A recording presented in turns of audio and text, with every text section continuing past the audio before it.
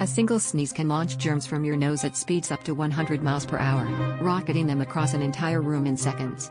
That's faster than most cars are allowed to drive on the highway, except this time, it's a microscopic cloud blasting into the air.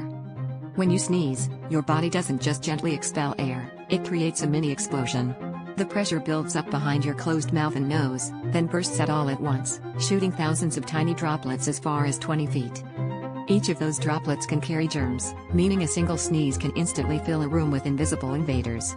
The force and speed are so extreme that scientists have used high-speed cameras just to capture what really happens in those split seconds. Suddenly, sneezing into your elbow makes a lot more sense, because in less time than it takes to blink, the air around you can turn into a high-speed germ storm.